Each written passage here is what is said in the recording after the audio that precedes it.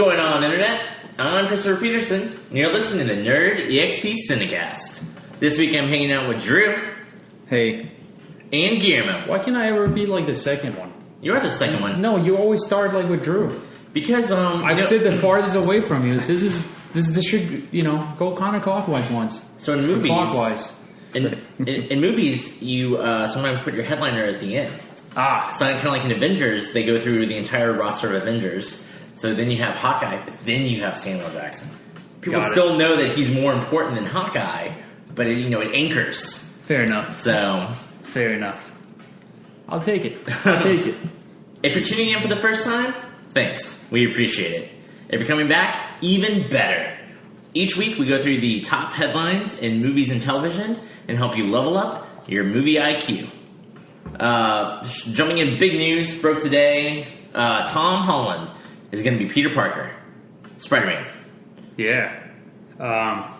So Tom Holland, another unknown. So let's backtrack a little bit and give. I mean, if you're a first listener, if you're not, you're a knower, and you definitely know that it was almost confirmed that A$AP Butterfield had pretty much gotten this role to the point that he was in Atlanta ready to screen test for the filming of Civil War. And then all of a sudden, that changed quickly when more people showed up to Atlanta to screen test, including Tom Holland.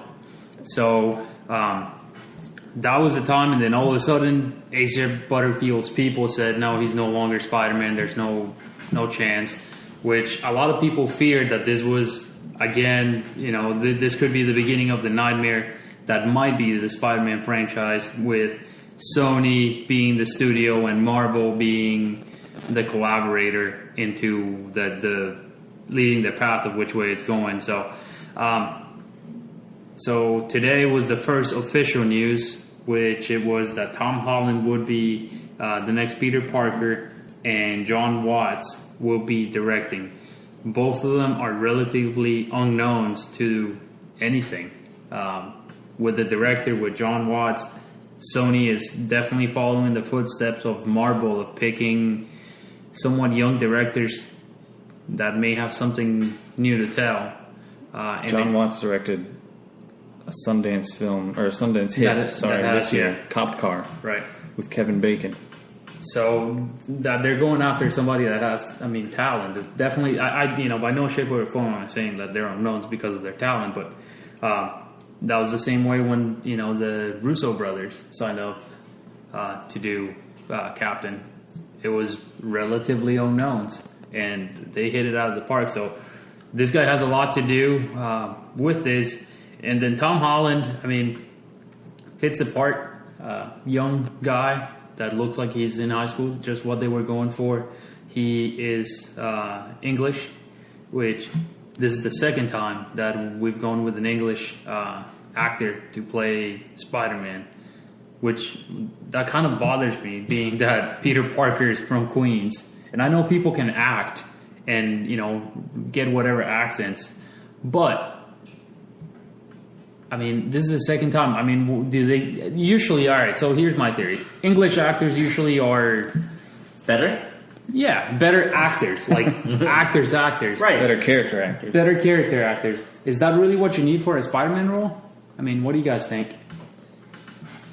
I had no problem with Tom Holland being cast because he's British. I have no problem with Tom Holland being cast. Period. Very much, in Kevin Feige, I trust. I think he's done a good job shepherding this franchise, and hopefully he'll continue to do so. Ant-Man's going to be a really big test. But even then, that's going to be a stumble and a very great resume. Do you need a character actor? Maybe. I don't know. So much time in the mask. I felt like Andrew Garfield did a good job with the script he was given. And I feel like he is kind of shafted in, kind of the Sony not being able to put a story and forcing this franchise. And as an actor, I feel like he did a good job. He was very likable and very good at comedy. In comedy, which Spidey was definitely missing in the first three movies. I think Tom looks the part, and we'll see what happens. He's older than he looks. I just looked it up. He's 19 years old. Wow. So Drew's the only one who's actually seen Tom Holland's work. I mean, what do you think of this kid? I saw Tom Holland in The Impossible, which I went to see because it was from the director of The Orphanage, the horror film from a few years back. Okay. So, and I love the movie. It's very kind of a depressing, sad movie. Is he the main guy? I like those. He's the son. It's Ewan McGregor, Naomi Watts, and their 2 children. That Tom movie. Holland's the older son of theirs, and like they get separated. So it's like the tsunami movie that when it hits Indonesia or whatever. Oh, wow. They're vacationing there. Completely forgot about And that movie. they get hit by the tsunami, and the mother, Naomi, and Tom Holland get separated from Ewan McGregor and the younger boy. So, and there's like really graphic stuff.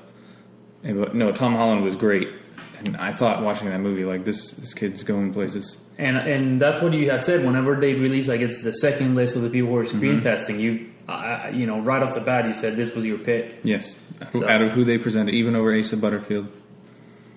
I mean, at least they picked a guy that looks not so kiddish.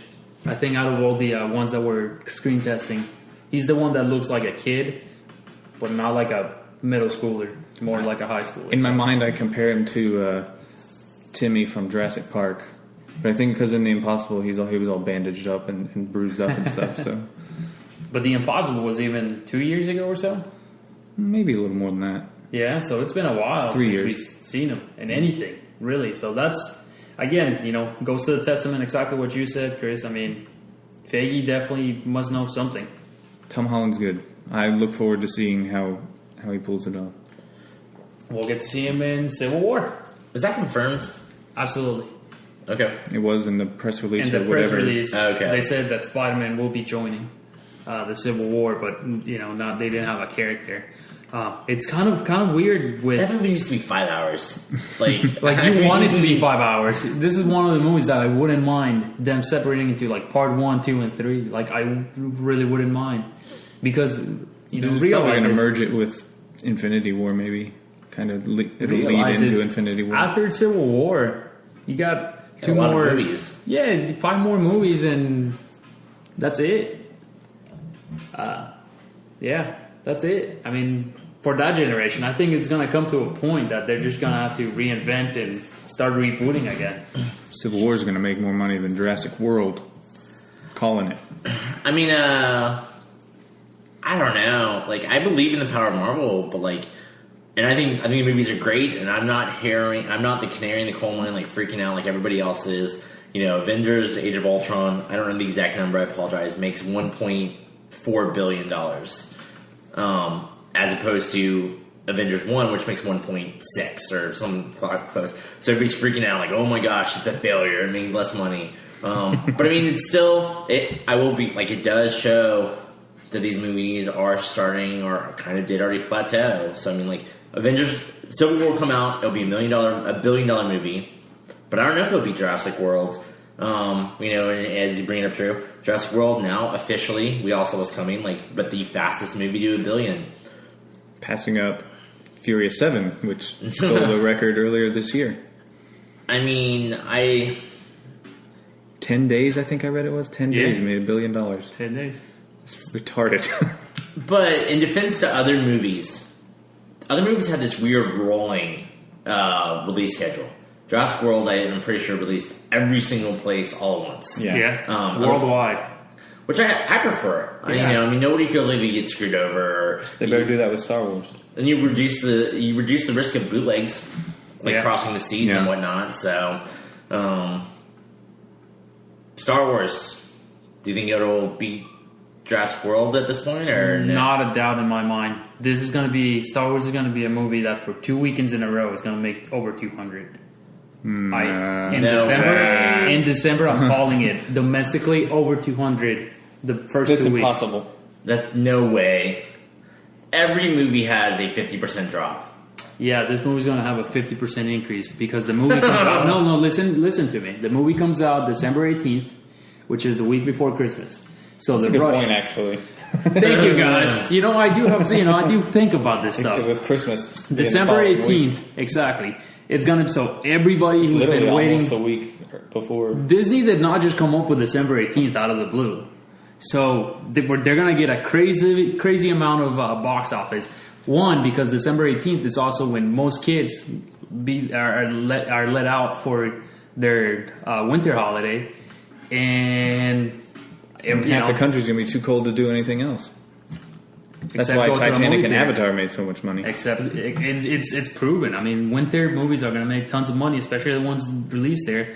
And you got that, and then you got the Christmas. You know, I think it's able to do over 200 both weekends. So I still don't see over 200, but it's going to be huge.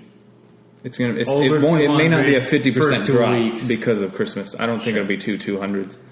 all right, if the movie does succeed at everything that we're hoping that it's going to do, I will be seeing that movie more than once, easily in the first 2 weeks. Especially if I travel to see my first showing, which I hope Which to is do. the plan, right? So, But you bring up a good point on the Jurassic World, because I saw Jurassic World this past weekend again with my father for Father's Day. oh, there you go. And while I was there, I was like, they planned this. Like I bet you when they were like spinning the calendar, they're like, hey, let's come out this weekend.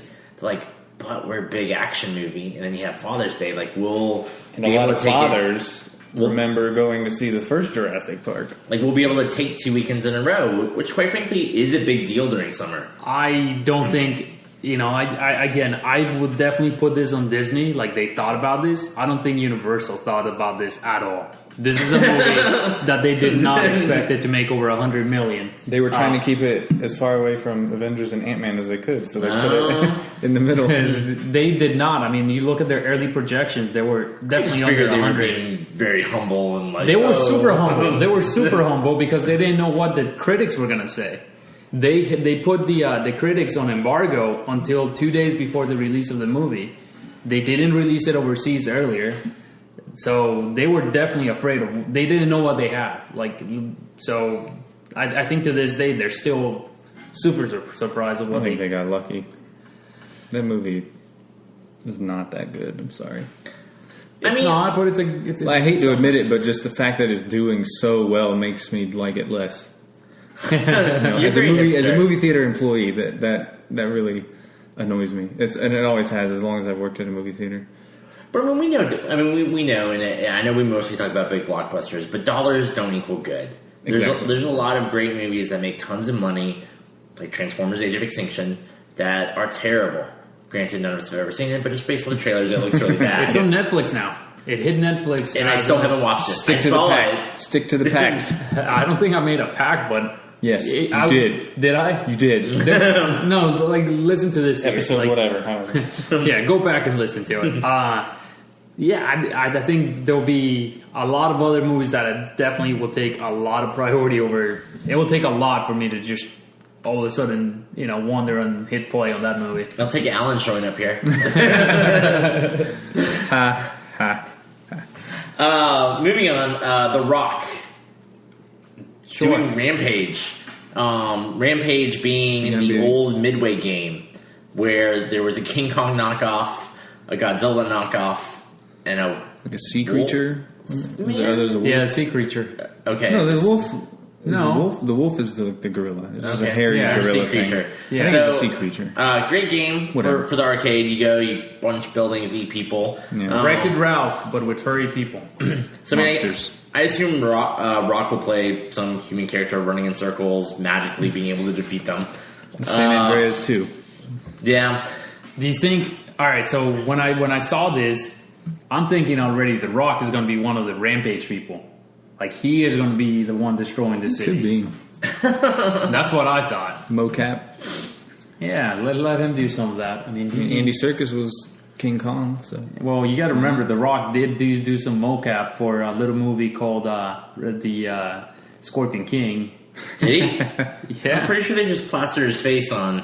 Well, it wasn't even the Scorpion King. It was the Mummy Returns. That's right. That they did the CG, but then they also did some motion capture also for the Scorpion King at the end. So I remember, this is totally not unrelated, but totally random. I remember working at the movie theater. Our district manager came in.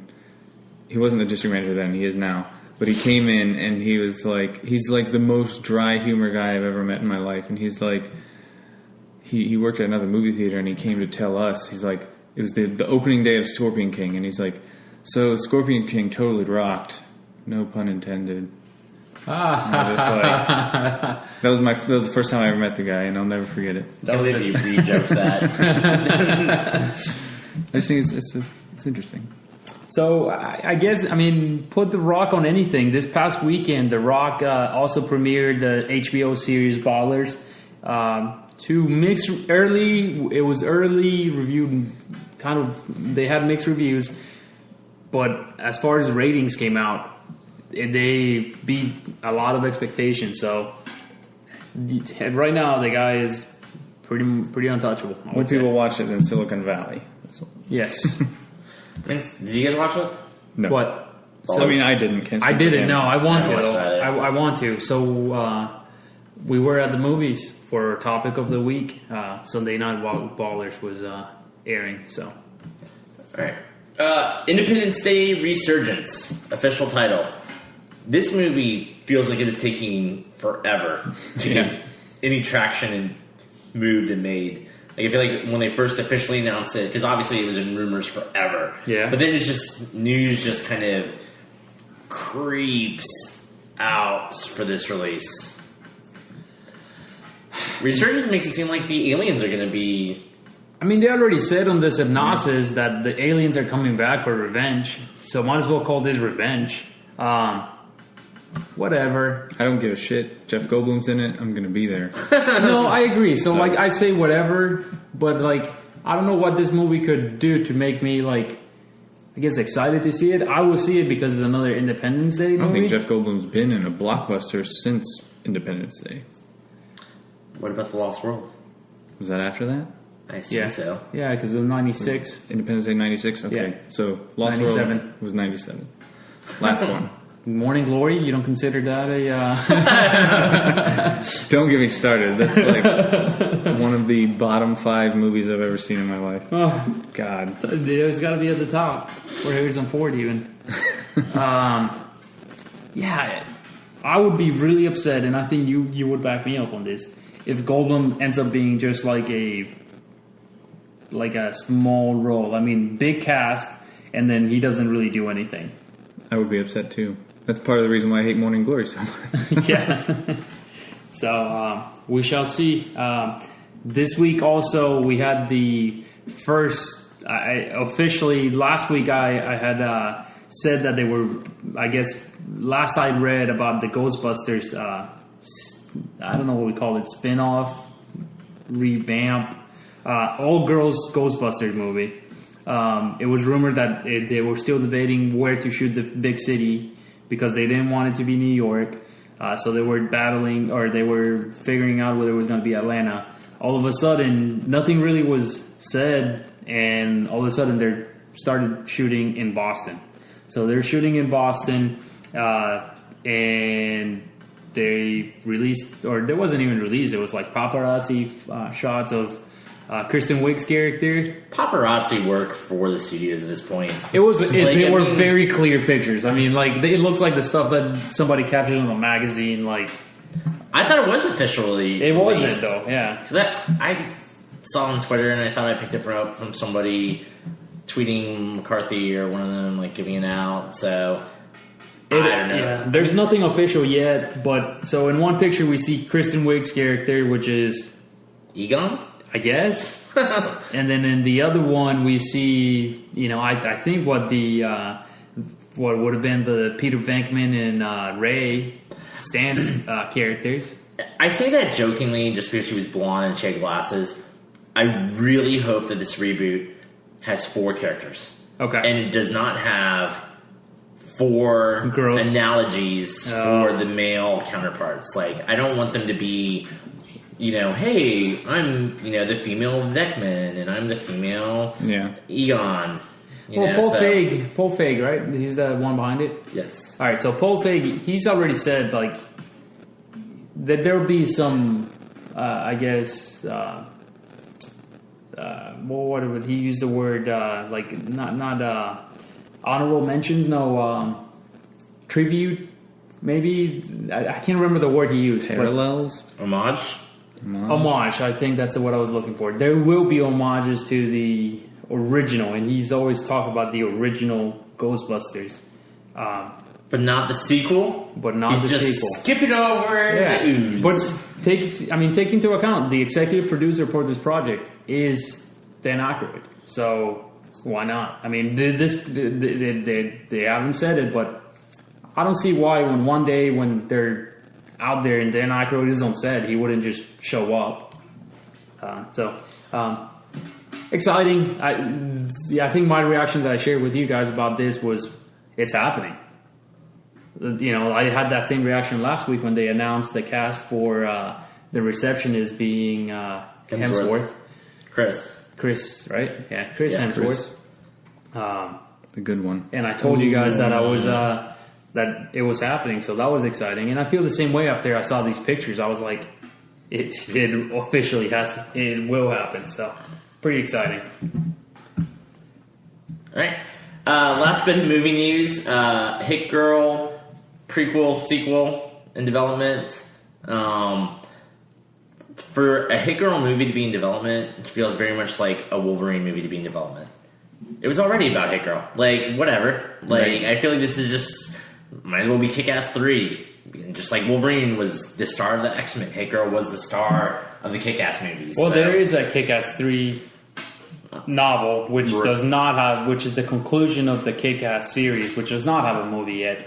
And for them to make another movie based on the lack of success of Kick-Ass 2, it will take a little bit. So, yeah, it's kind of interesting with which way they go. I really hope they go with a prequel, because that means that we get to see Nick Cage again, hopefully. So they'll recast Hit Girl, obviously, because what's-her-face is too old now. Yeah, she still looks the same.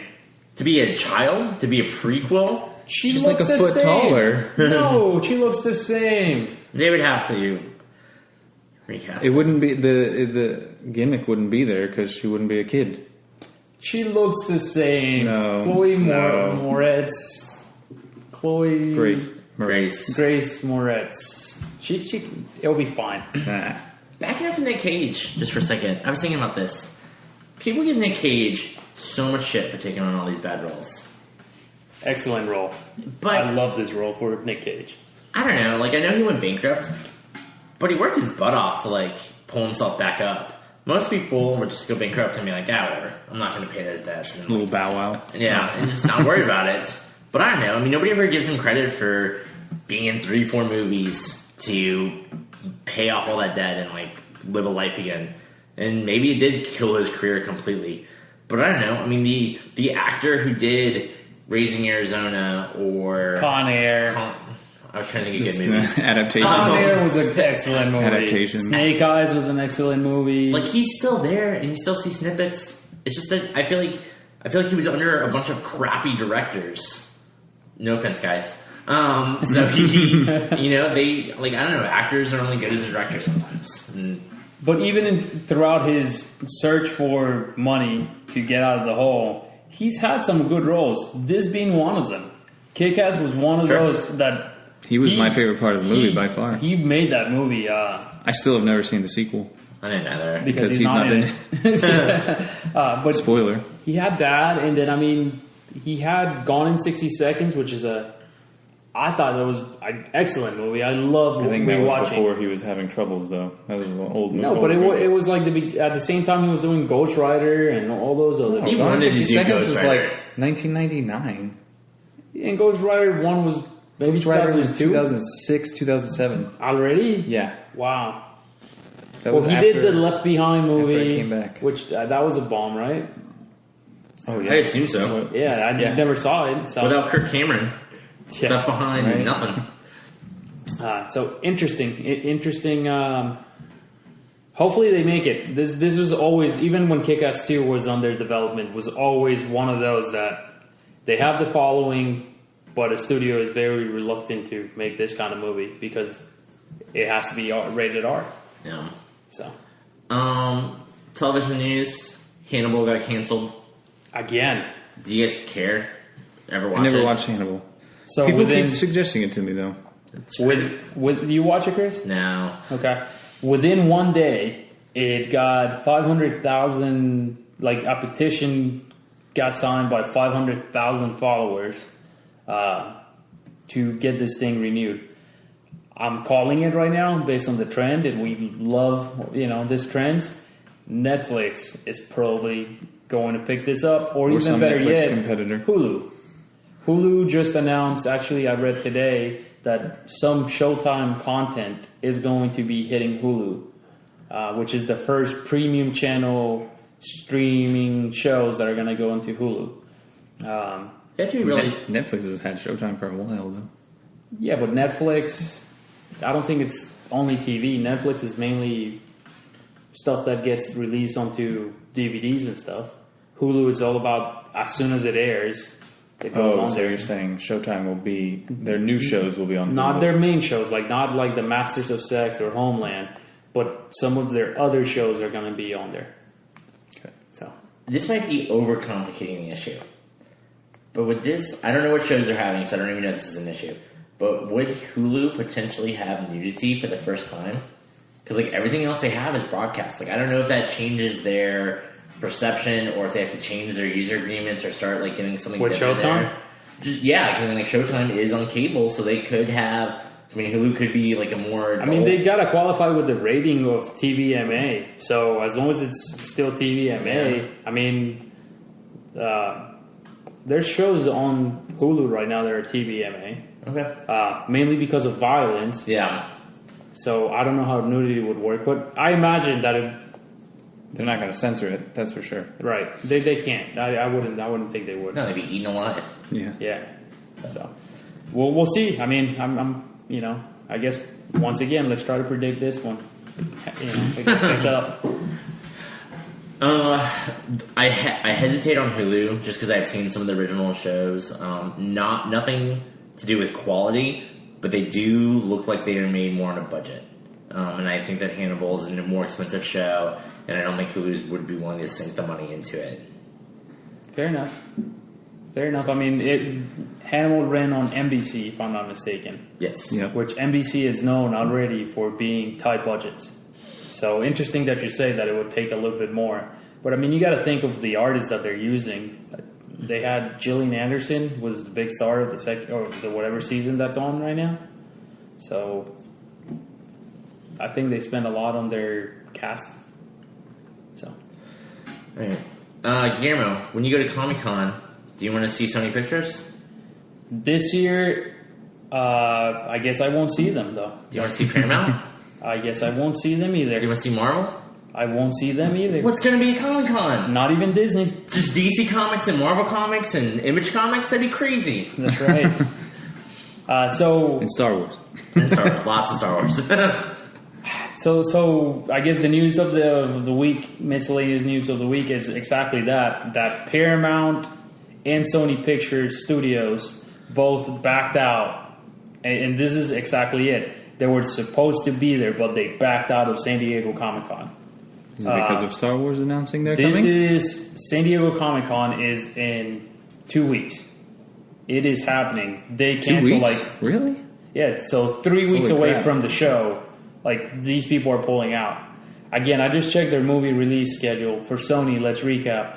They have Pixels, which is what they're hoping is going to be their big summer hit, which I'm hoping is going to be their big summer hit. And then I don't think it's a bomb, so Drew has to like it. Then the next one is going to be James Bond with Spectre. So those are the two Comic-Con audience release for Sony. And then Paramount, we have Mission Impossible, which I'm not sure if that would be really a Comic-Con kind of audience. And then the next one would be Star Trek. But Star Trek, we just read, actually started shooting just now. So they wouldn't have anything to show other than the title, which it's been rumored but not yet confirmed. That's, I think, all they had. So, again, the same way that I feel about Marvel, they pulled out because they didn't have anything to show. And they're going to go up against DC, that has everything to show, and Star Wars, that has everything to show. So I think everyone, all these studios that thought they could just show up with title sequence, they got afraid of poor marketing. I think that's what it was. They just saw this, that we're going to get blown out of the water and it's not going to be positive marketing for us. So, cut their losses.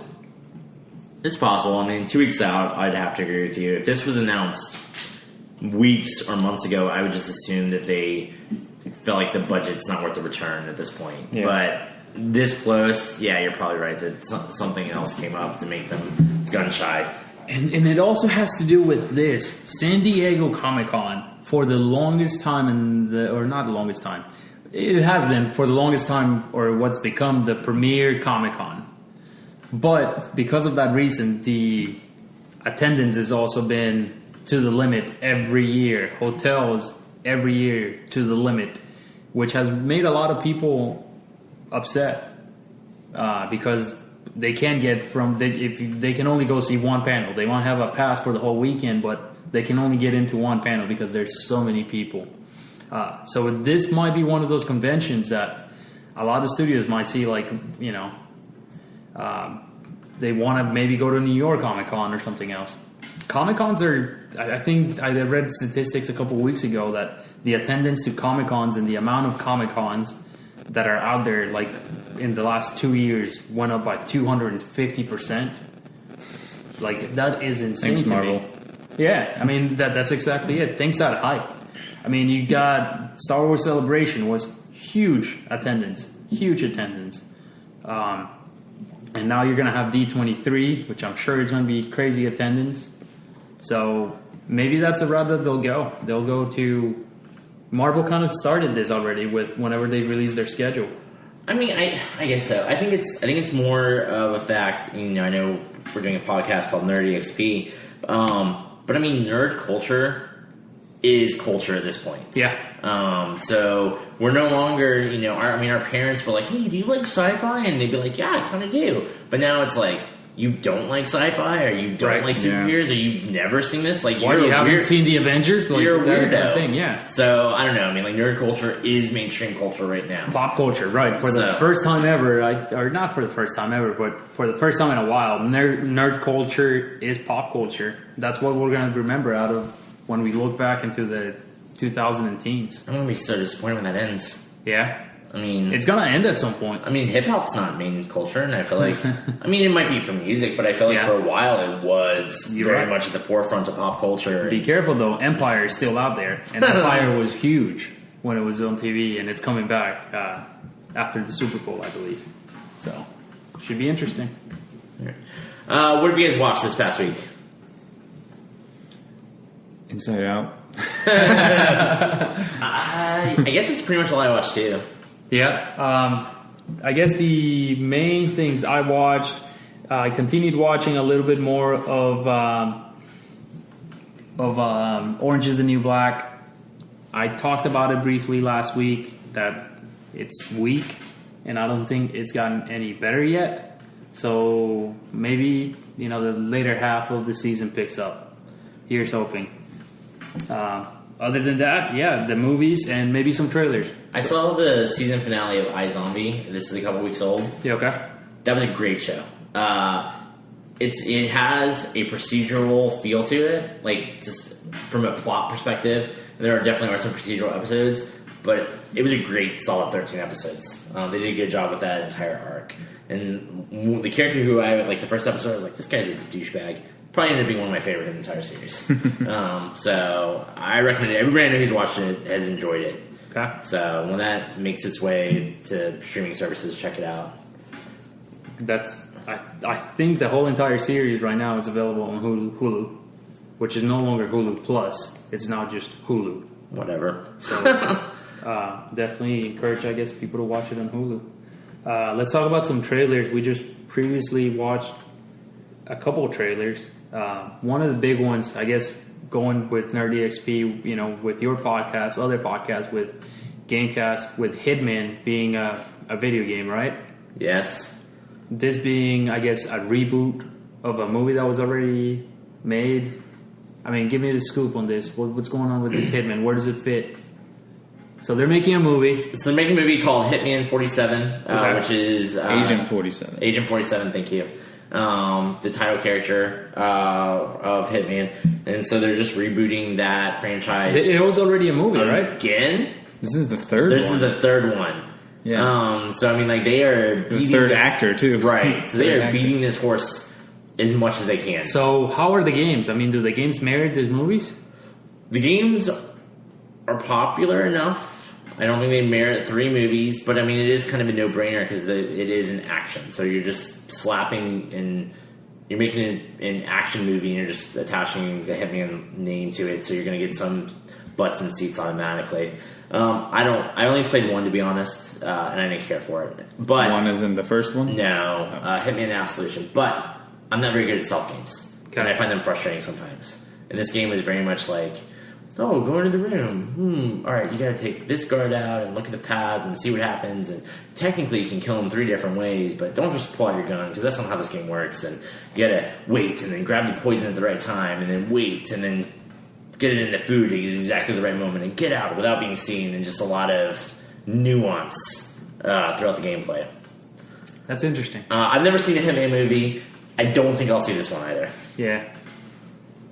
I feel the same way. No interest. I saw the trailer and I have no interest. My only experience with Hitman was the first movie. I didn't watch it, but I saw the trailer 1,000 times. Great trailer. It was a great use of Ave Maria in the trailer, which I think is also used in the games. I was told by someone. I've never played the games, but I don't know. But I ended up like buying the exact version of Ave Maria that was used in the trailer because I loved it so much. And I looked fondly upon that trailer, but never saw the movie, never had any interest. And has anybody big played Hitman? Timothy Olyphant was the first one. Okay. The guy that's playing it this time around, he is a character from Homeland.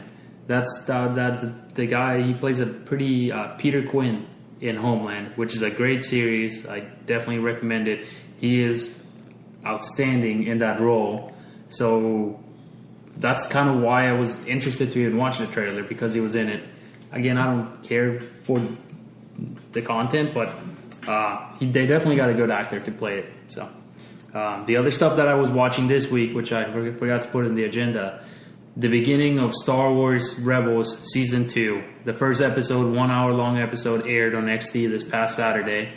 Time out. Did you watch all of Season 1? I completely did. Okay. I loved it. How was Season 1? You said you loved it, so never mind. Season 1. I think I talked about it in one of the podcasts, man. Season 1. Edgar me. Don't Edgar me. He's missing today, so hopefully he'll be listening to this one along with the rest of you knowers.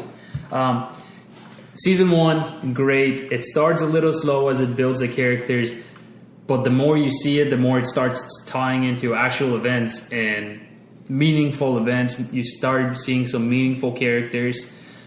And then I think what really made my interest spark, which I think I shared this, was Star Wars Celebration and seeing the preview for Season 2.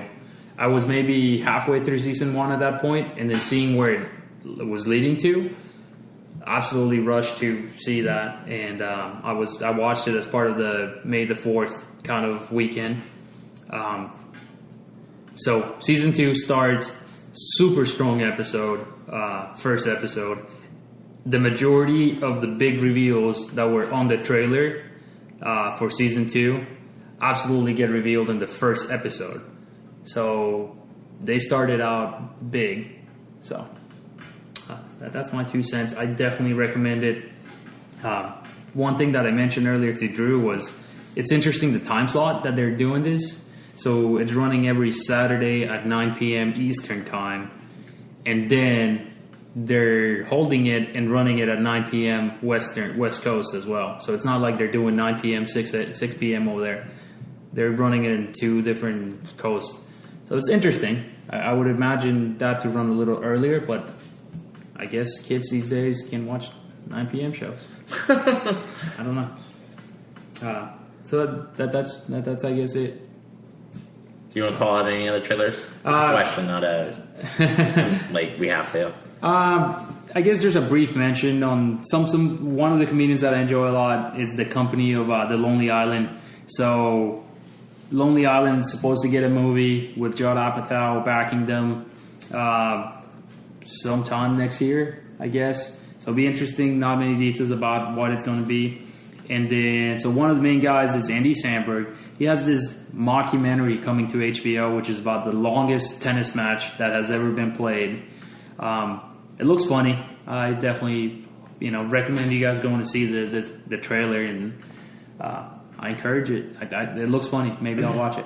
I'm not going to watch it, and I think I think it's a movie that the trailer is all you need to see. And you're like, okay, I get a feel for it. I got a couple jokes. Because if you watch that trailer, there's no way that thing is longer than an hour. I hope not. I hope not. Right? I think it'd be half an hour, and I'd be like, that was an okay length. That was okay. It'll be interesting. Like a YouTube video would be good. This is HBO, though. I mean, this is what the deal is. If it's making it there, it's got to be something. And a Spinal Tap vibe. Mockumentary. So, I guess let's jump into our topic of the week. Inside Out. Spoiler free right now. What did you guys think? Guillermo, we'll start with you. Drew. You always get upset that you're last. No, see, I was actually... Drew, I want you to go first. That's not fair. He Go called ahead. you. I'll go first. Overall... So, I'm just kidding. Overall, the movie was okay. I think out of our group that watched it, especially the ones recording the podcast right now, I was the one that had something negative to say about this movie. This movie was underwhelming to me. Brought nothing new, even on the animation side of things. The characters to me were very weak, and the story was very kid-like as compared to all the other Pixar movies. So I guess that was my negative review. I thoroughly enjoyed the short, which was also against what everybody else that seemed to think that this Edgar liked the short. Short fell short. Wow. So I guess that's what I thought. Definitely recommend people to see it. It's another Pixar movie, so even a crappy Pixar movie is better than a lot of stuff out there. So You're saying it's crappy? no, I'm saying it's crappy for a Pixar movie. Yes, for a Pixar movie, I think if not the weakest, this might be the second to the weakest. Wow. Okay. To me. Tell everyone what you think the weakest Pixar film is. The weakest for me, and granted, I have not yet seen Brave. Granted, I think Incredibles was my least favorite Pixar movie. Really? To date. I thought Cars 2 was universally known as the weakest Pixar movie. I mean, I definitely don't rate Cars 1 and Cars 2 like at the top, but they're definitely not at the bottom for me. I don't want to punch Pixar because they make a lot of great movies, but like Cars 2, Cars. A Bug's Life. No, don't go there. Like those Ratatouille? are like, and I'm gonna get murdered for this. Yeah. Finding Nemo. Oh, like those you are are like gonna get murdered. the bottom barrel of like Somebody Pixar. else I know doesn't like Finding Nemo. Can't do it. So what's your bottom? Cars 2? Cars 2. Cars 2. Okay. I hold Cars and Cars 2 equally at the bottom. But I think like Cars 1 it's definitely better than Cars 2. it had like, I don't know, it felt more like a movie than Cars 2, but Cars 2 was funnier. Okay. So for me, they're about the same, but they both are not good. Not rewatchable for me. All right. But let's focus on Inside Out. Yes. Back to that, yeah. It's funny, like, I think I agree with everything you said, Guillermo, but not the end result. But yes, these characters are two-dimensional. Yes, this movie is No pun intended. Yes, they did not push the animation, but it was still a solid movie. It was still a solid story. Some people are like, "Oh, it's so sad. It has that Pixar emotional sad." I had no sadness, right? I mean, at no point did I feel like I was gonna cry for anything. I agree. Like it didn't I guess plug the strings to anything for me. But even with that said, like I feel like it had good scenes. I do think that they had a lot of concept scenes, and that they did just kind of shoot them in for like really quick gags. But they were able to make it work within the story and not so obnoxious Family Guy. Like, hey, look at this flashback, so we can have a joke. But there were lots of like little cute, clever things that they just kind of put in there whenever they wanted. But I don't know, it's still a really good movie. I guess my personal one negative, even while watching it, I thought the resolution happened really quick. Like, it felt like, oh man, we have this big thing that we have to conquer. Never mind, let's conquer it. Okay, good. It just felt like they, like, kind of teleported to where they wanted to be for the time / story moment. But I don't know, like, I would still say it's a solid movie. If you, this sounds stupid, but if you love Pixar movies, like, you'll like, well, except for Cameron, you'll like this one. What were your thoughts on it, Drew? I really liked this movie, and I was moved emotionally quite a bit, like, but not very strongly. There was just little bits here and there throughout the entire movie. Just every time one of the islands fell, I would start to, like, I don't think you understand what spoiler feel like free a choke. means. Sorry. they don't even know what an island falling means, I'm talking about the volcano and everything. No, I'm just kidding. No, but yeah, sorry. But yeah, no, I didn't think, maybe the characters in her head could be considered two-dimensional, but they are supposed to be because they are one emotion and that's it. So would you call them one-dimensional? Maybe. But I think they did that really well. I like that they got split up. I thought that was a good little adventure bit.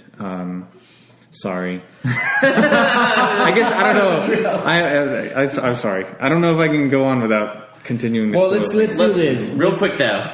The short, I hated the short. It was the worst Pixar or Disney short I have ever seen. Ouch.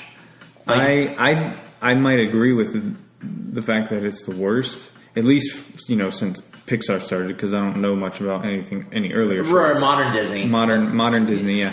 But I wouldn't say I hated it, but I do think I was just kind of like, to me, it felt like it was made for elementary school students learning about volcanoes. Like, it was an educational video. That's not how volcanoes work at all. Like, those kids would be so messed up. No, in the song, these things about, I don't know, tectonics and shit. There is I could see that being shown in schools. I really did. So I think this is one of the first few times where we completely disagree on some stuff. Like, disagree all the time. No, but as far as, like, I've never been on the minority on some of these. So I guess, what would you rate it?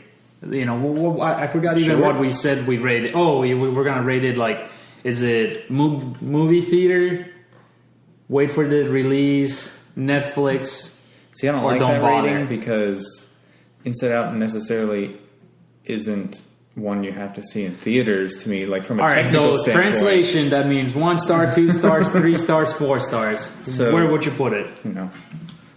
Chris, where would you put this movie? I put a solid 3. I give it 3.5. Yeah, for me, it's got to be top tier for me. Top tier Pixar. For me, being that some of the movies, I would give it 2, more towards the low 2s. So if there's such a thing as a low 2, yeah, this was it for me. All right. If you have not seen Inside Out, we are going to go into spoilers, so that way you can talk. We're going to do just a little bit of revamp. So you probably turn this off if you were worried about Inside Out spoilers. If you want to catch more from us, I am on Twitter at NerdEXP. I do a podcast on games on Thursdays called the NerdEXP Gamecast. And check out my website, nerdexp.com, for movie and video game related blog posts. It's features and reviews. It's not necessarily just a news dump. That's what the podcasts are for. If you want to hear more from Drew, go to World of Square Backwards, whatever, on Twitter. He doesn't do much. I'm just a guy with a Twitter account, that's all. But he has another podcast called Straight Chillin'. Straight Chilling Podcast. So check that out for iTunes, Facebook, bam, bam. And if you want to hear more from Guillermo, check out That Guy in Line. That Guy in Line. And also the Facebook group, NerdEXP Cinecast. Yep. So thank you for listening. If you want to avoid Inside Out spoilers, but if you're staying, thank you for that too. So spoilers start now. Drew, go. Drew, so you can talk. Drew. So what did you like about this movie? I don't know. I mean, I will say one thing. It didn't live up to what I thought it was going to be, which was, I thought it was going to touch on mental disorders. Like, I thought the girl was going to be bipolar. I thought this was exactly what this movie was about. No, this was like, it was just supposed to be a child going through emotional turmoil, you know. But I thought like things were going to happen with the characters in her head that were going to damage her, you know, like, and it was going to represent, you know, what happens in a girl's head, you know, someone who does have clinical mental issues. And I was a little disappointed that, I mean, maybe not disappointed, but thrown aback, I don't know, taken aback. So it wasn't that. Didn't meet your expectation from what they... It's not that it didn't meet my expectations, it just wasn't what I expected. I guess that technically means the same thing, but when you say it like it didn't meet my expectations, it sounds so negative. I'll throw something at you, though. I think the marketing had something to do with this, with the way they marketed and they previewed this movie, which I thought the first trailer was super strong, and then everything else was just kind of like the same thing. But I mean, a key character in this whole Inside Out movie, that Bing Bong, completely, like, when it shows up on screen, I'm like, all right, this is going to be a character that goes... No, he's a big character. I think it's important that they didn't reveal it. We talk about over-revealing all the time. Yeah. This is a main character, though. Like, holy crap. You gotta, like, the way I found out about it, it's like, it has a toy. If it has a toy, put him on the trailer. No, I think they did the right thing. Okay. I think that, I don't think it would have hurt the movie if he was in the trailer, right. But I guess I'm good. I'm glad that they did. I didn't like Bing Bong, by the way, as a character. He annoyed me the entire time. He only existed to be sacrificed and have that emotional weight and him being willing to give himself up, and that was it. Besides that, he was just annoying. But even that scene, though, like when we do see Bing Bong die or sacrifice, he doesn't die. He sacrifices himself. He jumps off the wagon. He jumps not off. A metaphor. Even that song that they were doing and the way they were delivering that scene, like, it made me like not care at all. Like, all right, great, he let go. Woohoo! Like, it didn't make me care for it. I was moved by that actually when he jumped off. Okay, I didn't care. I thought, like, at first, the first attempt they made, there was like happy music playing, and then it got kind of dark. Like they were singing a song, but there was no like orchestral music going along with it. Right, and it seemed like they were just rushing the song just to get over with, to see if, like, the faster they said it, you know, more. And he, like, you could tell he decided before they started their third attempt that he was going to jump off, you know, because he motivated Joy to go again, and, you know, he knew the whole time he wasn't going to make it, so. I like that. I mean, and maybe it's overdone in movies, but I thought it worked well. So I'm going to get really sidetracked here. Okay, so if you think Bing Bong's death was sad, did you feel bad? He didn't die. He waved goodbye to her. Yeah, he gets stuck when she's up on the cliff. He's like, "Yeah." No, so he's going to die. No, right. He was fading. Yeah, I mean, he was missing his arm. It's the memories that So those are the memories that. Yeah, but he didn't die on screen. So, I don't know why this bothered me. It bothered me a little bit, but then later made me think about it. It bothered me a lot. When Joy makes all the clones of the boyfriend, like, in theory, if we think that Bing Bong has feelings and emotion in his soul, if we're supposed to feel sad for his death, Joy just created life just to fucking kill it. Like, that is so morbid and bizarre. Like, that machine could have made, I don't know, blocks or whatever, brought back the cloud people, and she could have, like, floated with them. And what was that? But that's not funny. The clones, no, plus the clones, they were in fantasy land. I went even deeper on this.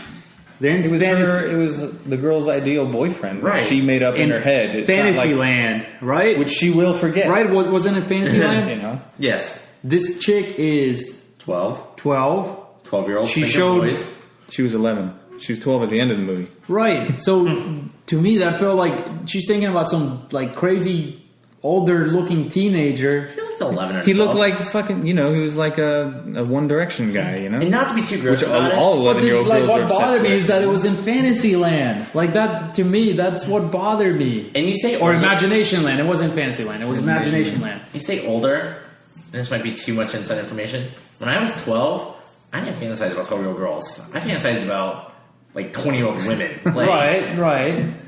So, I mean, I had crushes, I guess. I Yeah, wouldn't you say I never crushed necessarily. with I mean, I guess I would have been about 12 years old when I had my first celebrity crush, which would have been Natalie Portman. So I guess, was I 12? I was 13. So yeah, I guess that's about right. I don't know. I agree. But all the way back to kindergarten, I had crushes on one girl in my class. Sure, I did too. And I wouldn't say fantasize because I didn't know what the fuck I was thinking. No, I back think then, that's but, my you know. mistake. It was Imagination Land. It wasn't Fantasy Land.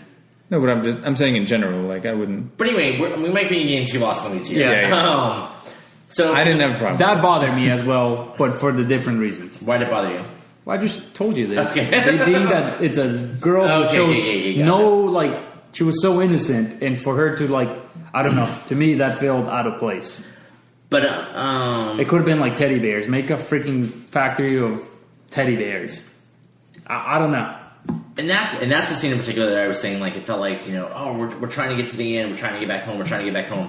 Oh, I'm just gonna clone a bunch of people and make a giant pogo stick, and I'm home. I thought it was really clever. I mean, that's something that's never been done, And then and it was funny. Everything in there is imaginary. What the fuck And gives nothing a shit? builds up to that though. Like, I wish there would have been in the beginning. And plus, of the don't movie. you want that guy to die? He fucking was annoying. Yes. Not Bing Bong, the boyfriend. But there was no setup for I know. that. Like, I wish, like, at the beginning we had seen Joy, like, attempt to maybe try to do the same thing.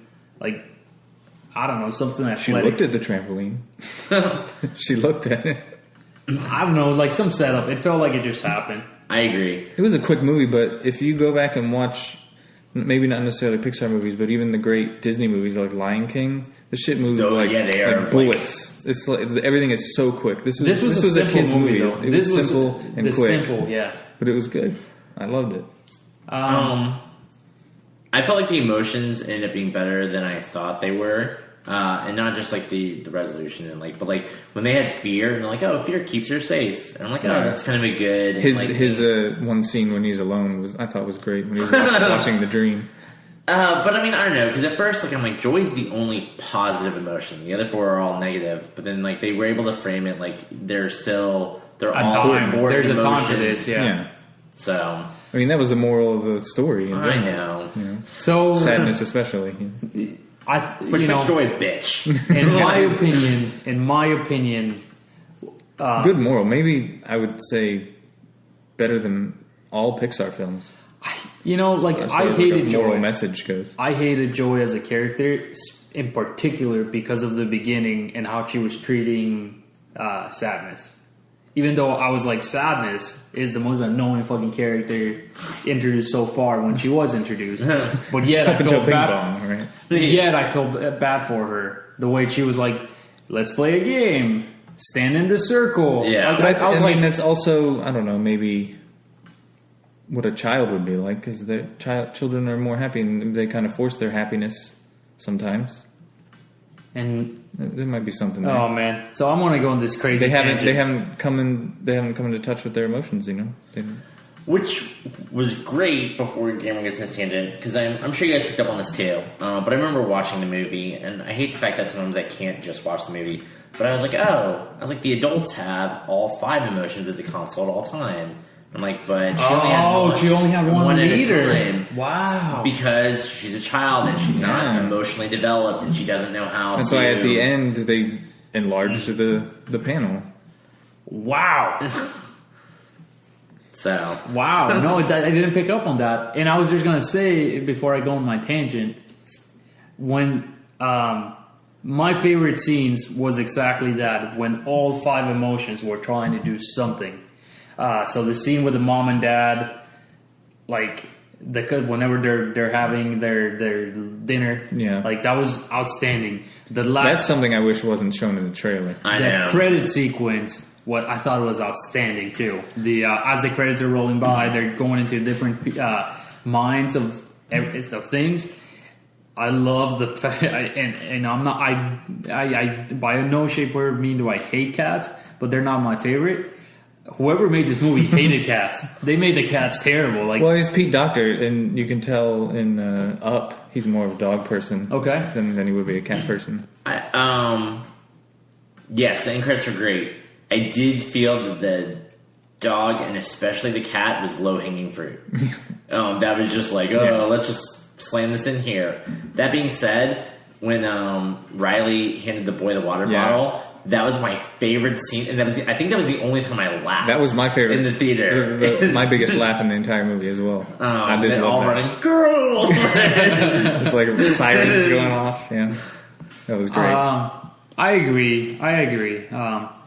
I thought, exactly what Drew said, that he thought that this was going to deal with mental disorders or whatnot. Like kind of like a Winnie the Pooh sort of thing. I thought this was exactly what this movie was going for. This chick had an imaginary friend who was trying to come back. Like, I felt like that was like, holy shit, she's going to have some kind of schizophrenia, bipolar deal going on, where he comes back and then she's losing and she's losing her emotions, so she can't be happy, so she's going to be depressed all the time. Memory, like I thought she was going to have memory loss. Yeah, but she loses all the freaking core memories. Memories. Like, I thought this thing was going to deal with exactly that. Like, I thought it was going to get really heavy, but it ended up not.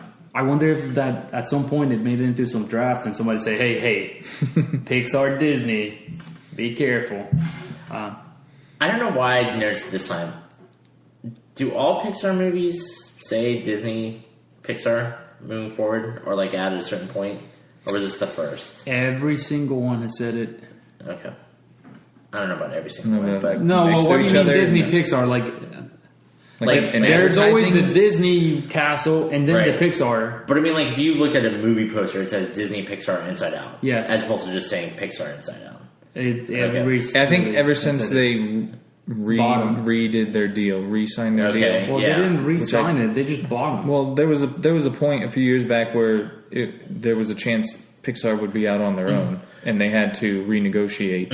I think ever since then was when it came up, like Disney Pixar. Regardless, let's not get too lost in that. Seen it. Have you given us your tangent yet? That was it. That was my tangent about mental. I thought that's where they went with, or they were going to go with this, and that bothered me. Also, like that, the imaginary whole deal, like it bothered me. I understand, and like I don't know. I feel like at the end of the day, this is a kids' movie, and we need to recognize that. And they can't go. This felt like the most kids' movie out of all the Pixar movies. I was thinking this is more for. I mean, kids, yes, but not like toddlers or anything. It's like 10-year-olds. Little kids are going to enjoy it because it's bright and colorful, and they laugh when their parents laugh. But this is a movie for me that was made for parents to watch with their young adult children. Like 10 to 12 years old, and it made me really want to wish I had a child watching it there with me. I kind of agree with Drew. My gut reaction is Up is a movie for parents to watch with their kids, because that feels much more. Maybe that's just because the characters are old. I don't think this is for. No, I mean, Up is more for parents, right? I think, but like specifically, this is a parent-child relationship in Inside Out.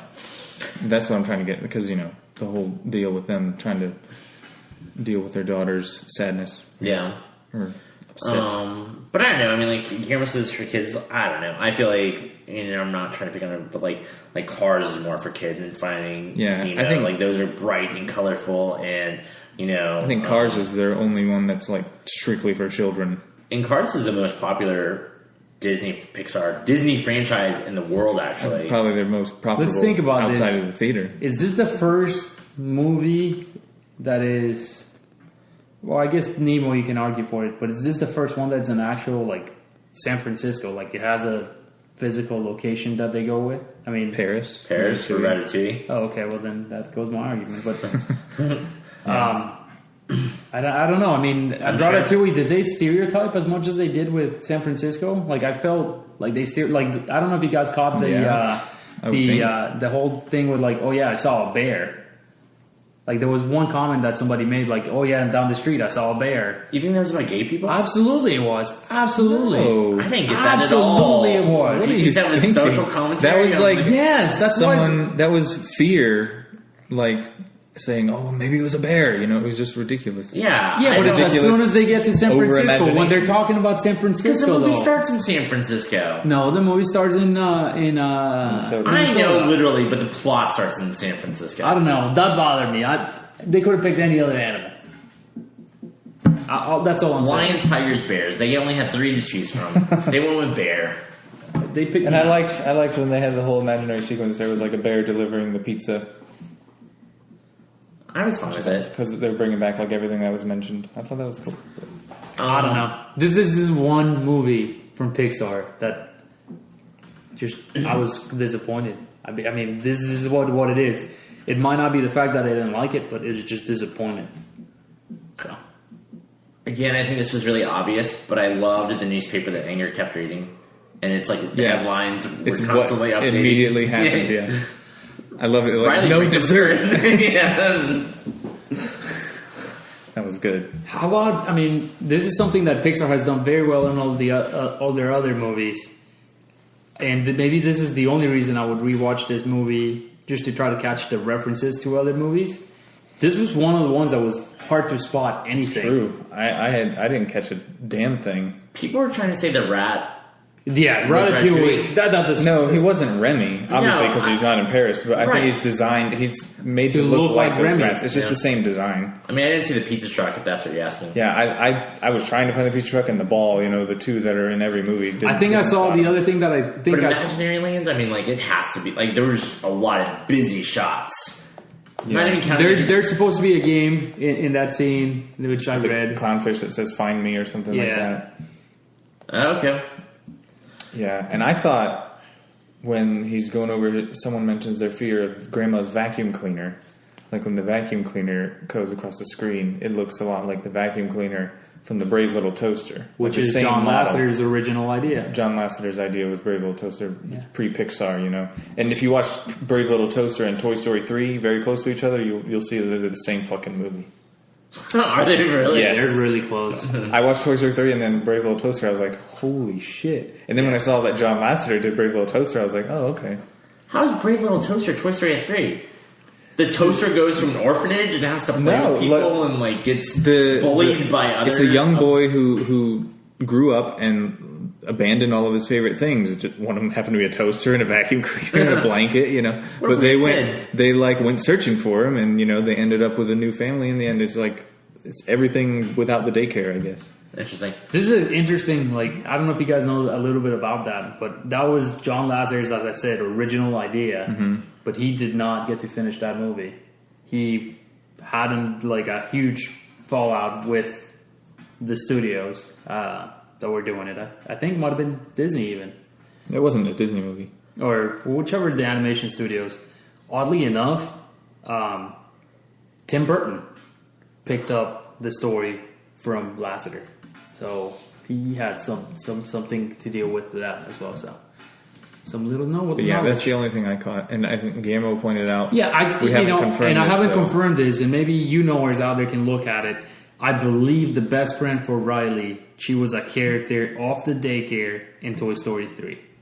Interesting. Like I big think red the hair. girl with Yeah. the curly hair and the glasses. That I have not. That would be something. And you know, there were rumors that Boo made an appearance in the daycare in Toy Story 3 as well. Right. So there's going to be children from all bunch of Pixar movies in that daycare. I think we call that a lot of I try to call it almost my positives. One negative, and maybe other people would like this scene. I don't know why, but I hated the abstract thought scene.